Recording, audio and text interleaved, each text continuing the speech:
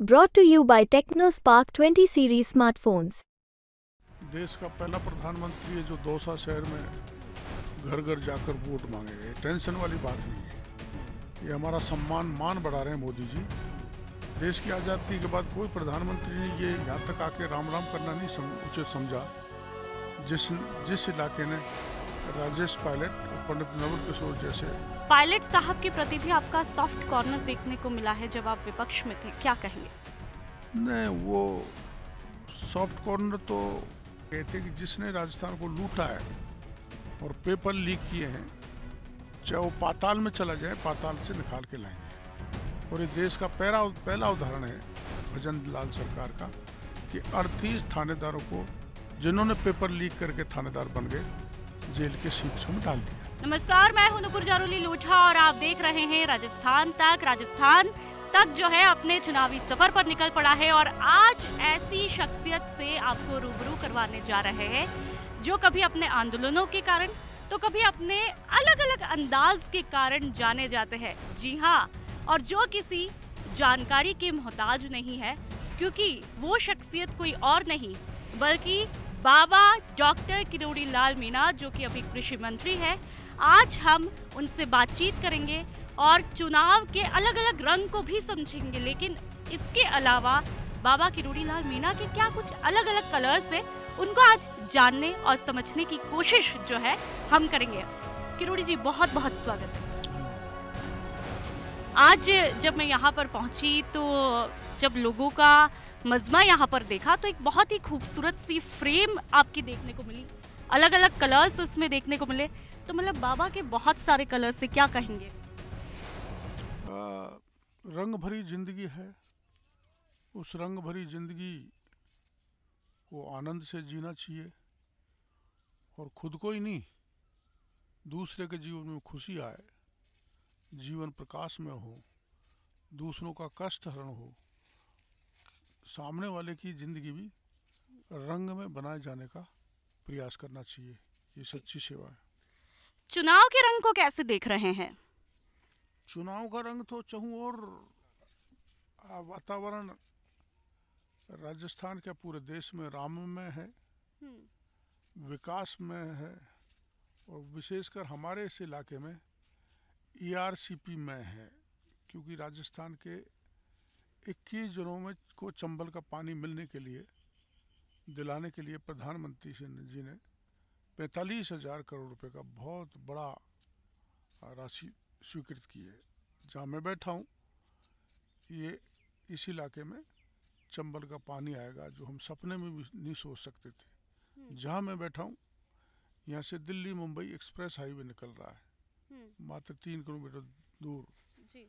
और देश की सबसे लंबी रोड, ये हमने सपनों में भी नहीं सोचा था कि चंबल का पानी यहाँ जाएगा, मुंबई हमारे इस इलाके से जुड़ जाएगी, दिल्ली जुड़ जाएगा। तो विकास पुरुष नरेंद्र मोदी के लिए जनता वोट देने के लिए आतुर है जी। लेकिन जब यहाँ पर कांग्रेस सत्ता में थी तो वो भी ERCP की बातें करती थी, लेकिन आरोप ये भी लगते थे कि हमारा आगे से काम नहीं हो रहा है, केंद्र से काम नहीं हो रहा है। उस पर क्या कुछ कहेंगे? तो ऐसा है, वो उनका भ्रामक प्रचार था, राज्य की जनता को गुमराह करके 2023 के विधानसभा चुनाव में वोट की फसल काटना चाहते थे। उन्होंने मध्य प्रदेश से सहमति नहीं ली, जो जरूरी होती है CWC के गाइडलाइन के हिसाब से, और उन्होंने जो अपना शेयर था वो भी नहीं डाला और भूमि भी एक्वायर नहीं की। इसलिए गहलोत साहब 5 साल तक राज्य की जनता को गुमराह करते रहे, लेकिन जनता समझ चुकी थी, इसलिए उनको सत्ता से बाहर किया। अब हमको सत्ता में ले आए तो मोदी जी ने पहला काम ERCP को सैंक्शन करने का किया जी। यदि दौसा के कलर को हम देखें तो मैदान में एक तरफ कांग्रेस की तरफ से कई बार के विधायक रह चुके मुरारी लाल मीणा है, जो कि मंत्री भी रह चुके, तो दूसरी तरफ कन्हैया लाल मीणा, जो कि बस्सी से कई बार विधायक रह चुके हैं। दोनों के बीच जंग को कैसे देखते हैं? कन्हैया लाल जी भी मंत्री रहे वसुंधरा जी, बिल्कुल जी। और वसुंधरा जी ने जो यहाँ विकास की पावन गंगा बहाई, ऐसी गहलोत साहब ने इस इलाके को अछूता रखा। मैं अगर सवाल करूं कांग्रेस से, वैसे तो सभी भूमि गोपाल की, पूरा राजस्थान हमारा है, लेकिन यहाँ जिस ढंग से ये इलाका पिछड़ गया कांग्रेस के राज में, नया पानी का बड़ा प्रोजेक्ट आया, न कोई एम्स आया, न कोई MBA का इंस्टीट्यूट आया, न कोई हेल्थ का बड़ा सेंटर खुला। मेडिकल कॉलेज तो प्रत्येक ज़िले में केंद्र सरकार ने सैंक्शन किए, तो वो तो मजबूरी थी खोलना, जबकि पिछले राज में 28 में से 27 सीट कांग्रेस को इस इलाके ने दी थी। तो इस क्षेत्र को अनछुआ रखा, इसको कोई तरजीह नहीं दी गई और न ही कोई विशेष विकास के कार्य कराए गए। लेकिन कहीं ना कहीं ये भी, भले ही कांग्रेस से गढ़ रही है ये सीट, लेकिन बीजेपी को आखिरकार इतनी टेंशन क्यों है कि कल खुद प्रधानमंत्री नरेंद्र मोदी आ रहे हैं, दौसा में उनका रोड शो है, पहला रोड शो ऐसा, क्या कहेंगे? कतई टेंशन नहीं है। देश का पहला प्रधानमंत्री है जो दौसा शहर में घर घर जाकर वोट मांगेगा, ये टेंशन वाली बात नहीं है। ये हमारा सम्मान मान बढ़ा रहे हैं मोदी जी।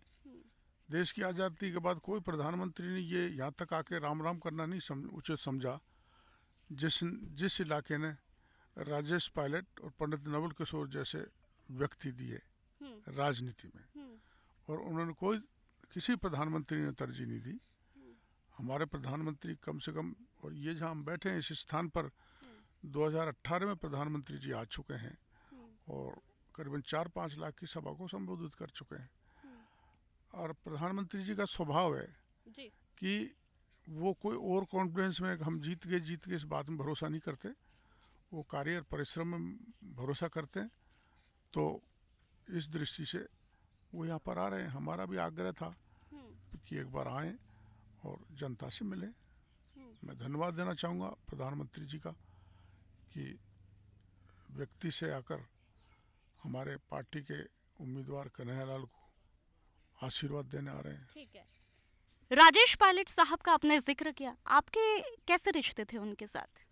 मैं तो सभी से मधुर रिश्ते रखता हूँ, किसी जाति, किसी वर्ग, किसी धर्म, किसी दल का हो, उनसे हमारे अच्छे रिश्ते थे। वो भी किसानों के बड़े हितैषी थे, हम भी किसानों के लिए रात दिन लड़ते रहते हैं। आपने काफ़ी संघर्ष किया है और इसी के चलते आप चर्चाओं में भी आए हैं, बहुत मेहनत आपने की है, लेकिन पायलट साहब के प्रति भी आपका सॉफ्ट कॉर्नर देखने को मिला है जब आप विपक्ष में थे, क्या कहेंगे? नहीं, वो सॉफ्ट कॉर्नर तो आज भी है। सॉफ्ट कॉर्नर वाली बात है। हमारे तो जो हमारे ध्रुव विरोधी हैं उनके प्रति भी सॉफ्ट कॉर्नर रहता है। क्या है कि राजनीति मर्यादित रहनी चाहिए, मर्यादित भाषा में बोला जाना चाहिए। कांग्रेस और प्रतिपक्ष के लोग मर्यादाओं को लांघ रहे हैं, इसलिए मर्यादित रहने की सीख हमारे बड़े नेता विशेषकर भैरव सिंह जी हमको दे गए थे, उसका हम पालन करते हैं। अब आप उसको मधुर संबंध कहो या विकट संबंध को, या आपकी परिभाषा है, लेकिन मधुरता सबसे बना के रखनी चाहिए। ठीक है। छापेमारी की कार्रवाई से लगातार आप चर्चाओं में रहे, क्या कहेंगे? इन चुनावों में भी कहीं न कहीं पेपर लीक की कार्रवाई का जो है मुद्दा भी बीजेपी भुना रही है। देखो, पिछले विधानसभा चुनाव में नवंबर 2023 में प्रधानमंत्री जी यहाँ पर आए थे और कई महती सभाओं में ये कह के गए थे कि जिसने राजस्थान को लूटा है और पेपर लीक किए हैं, चाहे वो पाताल में चला जाए, पाताल से निकाल के लाएंगे। और ये देश का पहला उदाहरण है भजन लाल सरकार का कि 38 थानेदारों को, जिन्होंने पेपर लीक करके थानेदार बन गए, जेल के शिक्षों में डाल दिया है। तो पिछले राज में युवाओं को ठगा गया, किसानों का अपमान किया गया, बहन बेटी की इज्जत सुरक्षित नहीं थी। हमने वादे किए हैं, चाहे वो टीचर का पेपर हो, JN का हो, RS का हो, सब इंस्पेक्टर का हो, 19 में से 17 परीक्षा में जो भी इन्वॉल्व रहें उनको सबको जेल के शिक्षों में डालेंगे और वाजिब व्यक्ति को उसका हक दिलाएंगे। लेकिन कांग्रेस हमेशा आप लोगों की टाइमिंग पर भी आरोप लगाती है कि भाई जब चुनाव आते हैं या तो ED की एंट्री हो जाती है या बीजेपी जो है इस तरह का शोर मचाती है, क्या कहेंगे? देखो, ऐसा है, चोर शोर मचाता है। एक फिल्म आई थी, चोर मचाए शोर। तो ये गलत है कि भाई देखो, देश में एजेंसीज हैं, कोर्ट है, हाई कोर्ट है, सुप्रीम कोर्ट है, आप वहाँ जाके रिलीफ ले, कौन मना करता है अगर किसी को गलत पकड़ा है। लेकिन प्रधानमंत्री जी हो चाहे हमारी राज्य की सरकार हो, हम भ्रष्टाचार के मामले में जीरो टॉलरेंस रखेंगे और चाहे कितना ही चिल्लाए, किसी भ्रष्टाचारी को बख्शा नहीं जाएगा। ये प्रधानमंत्री जी ने तय किया है, हमारी सरकार ने तय किया है। हाल ही में एक बयान से आप चर्चाओं में है, चाहे मुरारी लाल मीणा का जिक्र कर लूं या फिर प्रसादी लाल मीणा का, जो कि पूर्व में दोनों मंत्री रह चुके हैं। कंस आपने उनको बताया है, क्या कहेंगे? नहीं, मैंने कंस उनको नहीं बताया। मैंने तो ये कहा था कि रिश्ते में दोनों मेरे मामा लगते हैं जी।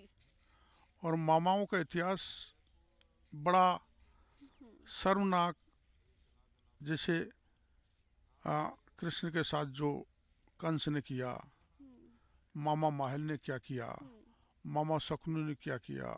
शकुनी ने तो महाभारत ही करा दिया भाई भाइयों में। तो ये कांग्रेस ऐसी है, जाति के नाम पे महाभारत कराना चाहती है। अब एक चीज़ लिया है नहीं कि अगर 400 सीट आ गई तो रिजर्वेशन ख़त्म कर देंगे एसटी एससी का, जबकि बीजेपी में अटल जी ने आरक्षण बढ़ाया, 2019 में मोदी जी ने आरक्षण बढ़ाया। तो ये जाति के नाम पे देश में विभाजन करना चाहते हैं, जो जनता स्वीकार नहीं करने वाली। तो मैंने इसलिए सावधान किया था कि ये मामा जो हैं दोनों भाणजे को सदा दगा देते आए, इसलिए सावधान रहे। मैंने उनको सीधा कंस नहीं कहा, कंस कृष्ण का मामा था, माहिल शकुनी मामा थे पांडवों के उनके। तो वैसे ही मामा ये हैं, ये दगा करेंगे, इन पे भरोसा करने की आवश्यकता नहीं है और जनता को कड़ी से कड़ी जोड़नी है। मतलब यहाँ सांसद होगा तो हमारी सरकार है बीजेपी की राज्य में, और दिल्ली में मोदी जी प्रधानमंत्री बनेंगे तो डबल इंजन की सरकार तेजी से काम करेगी। ठीक है। कहा जाता है कि भाई आपने बहुत संघर्ष किया है, क्या लगता है राजनीति में आपको अपने संघर्ष का फल जो है कृषि मंत्री के रूप में मिला है या फिर कुछ और? फल तो देने वाला भगवान कृष्ण ने गीता में कहा है, कर्मण्यवादी कार्यसु माँ फलेश कदाचन है। कर्म करते जाओ, फल प्रभु के हाथ में। तो मैं तो सतत कर्मशील कर्म करता रहता हूँ, चरय वेती चरय वेती चरय वेती। मिलता है जो ऊपर वाले ने दे दिया, पार्टी ने दे दिया, उसमें मगन रहकर काम करता रहता हूँ, जनता की सेवा करता रहता हूँ। पद की लालसा के लिए मैं लड़ता नहीं है, क्योंकि हम संघ की शाखा पर गाया करते थे जब छोटे छोटे थे गीत कि नहीं चाहिए पद यश गर्मा, सभी चढ़े माँ के चरणों में। तो इस देश के लिए करना है, राष्ट्र को परम वैभव पर पहुँचाना है, मिलजुल के पहुँचाना है। तो पद के लिए नहीं लड़ना, राष्ट्र कैसे मजबूत हो, समाज कैसे मजबूत हो, इसके लिए लड़ना है। एक ईआरसीपी को लेकर के दौसा में लगातार मुद्दा, दौसा में ही नहीं पूरे राजस्थान में गरमाया हुआ है और चर्चा ये भी है कि भाई ईआरसीपी का पहला लेटर आपने लिखा, कहीं नहीं अनेकों लेटर लिखे। 88 से मैं यह मांग उठा रहा हूँ, सड़क पे भी उतरा, विधानसभा में भी, लोकसभा में भी, राज्यसभा में भी, पर पूर्ववर्ती कांग्रेस सरकार ने इस पर ध्यान नहीं दिया। ये तो पिछली बार वसुंधरा जी की सरकार ने, मैंने उनको कहा, और वो हजारों वर्षों से जो चंबल का पानी बहकर बेकार जा रहा है कोटा की डाउन स्ट्रीम से लेकर धौलपुर तक, उसको उठाकर 13 जिलों के चप्पे चप्पे पर पहुंचाया जाएगा। इसके लिए मैं सतत लड़ता रहा हूँ। अब भी मेरी सरकार में भी मैंने राज्यसभा में भी उठाया, उससे पहले लोकसभा में भी उठाया, और इसी स्थान से 50,000 लोग लेके मैं जयपुर कूच किया था और राज्य सरकार से आग्रह किया था कि आप एनओसी लें मध्य प्रदेश से, लेकिन उन्होंने सुना नहीं। मैं आभार प्रदर्शन करना चाहता हूँ मोदी जी का कि उन्होंने हमारी बात सुनी और ईआरसीपी जैसी महत्वपूर्ण योजना जिसके लिए मैं 88 से लड़ रहा हूँ, एक बड़ा सपना मेरा पूरा हुआ। मैं मानता हूँ कि जैसे भागीरथ इस धरती पर गंगा को लाए थे, वैसे मैं यहाँ चंबल का पानी लाने में सफल रहा हूँ। एक आखिरी सवाल, लोकसभा चुनावों को लेकर के आपकी क्या रणनीति जो है वो देखने को मिल रही है? रणनीति पार्टी तय करती है, पार्टी जहाँ जहाँ कह रही है मैं जा रहा हूँ। और आज यहाँ प्रबुद्ध जो मौजूद लोग पंच पटेल हैं उनको बुलाया जा रहा है दौसा संसदीय सीट का। आज ही रात को ऐसी ढंग से प्रबुद्ध मौजूद लोगों को, प्रभावशाली लोगों को सवाई माधोपुर में बुलाया जा रहा है। मैं मेरी पार्टी का उम्मीदवार को जिताने के लिए जहाँ जहाँ पार्टी भेजेगी वहाँ जाऊँगा, जहाँ मेरा उपयोग समझेगी वो पहुँचकर पार्टी के लिए मजबूती से काम करूँगा।